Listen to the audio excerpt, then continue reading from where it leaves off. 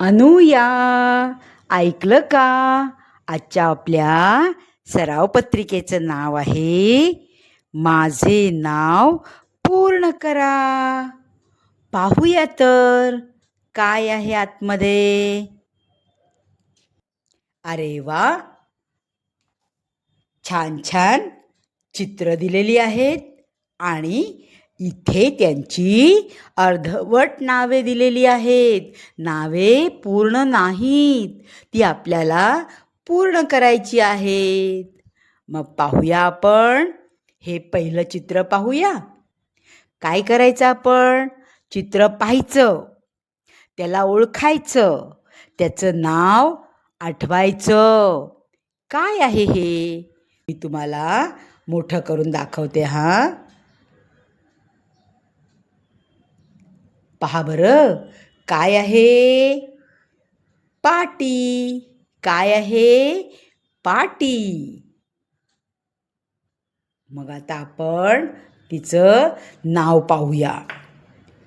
पहा काय दिलंय? पलाकाना पा. पा दिलंय, म्हणजे मग आपल्याला काय लिहायचं राहिलंय बाकी? टी.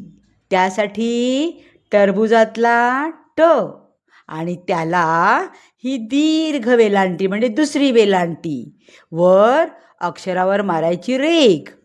म्हणजे आता शब्द झाला पाटी. आपली ही पाटी दिसते, तिचं नाव पूर्ण केलं आपण. माझे नाव पूर्ण करा असे म्हटलेत ना, मग आपण त्या चित्राचं नाव पूर्ण केलं. असं राहिलेल्या चित्रांच्या बाबतीत आपल्याला करायचं आहे. अजून एका चित्राचं घेऊ का मी? पहा बरं, हे पहा कशाचं चित्र आहे बरं? आपण जरा त्याला मोठं करून पाहू. काय दिसते बरं? काय आहे? बरोबर, झोपडी. झोपडी.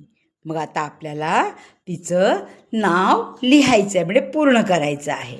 चला तर करूया. पहा बरं, काय काय दिलंय? झला एक काना झा आणि त्यावर एक मात्रा म्हणजे झो. पुढे दिलंय झोप.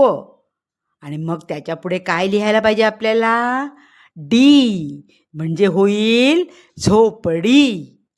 मग पहा, डमरूतला ड, त्याला ही दुसरी वेलांटी म्हणजे दीर्घ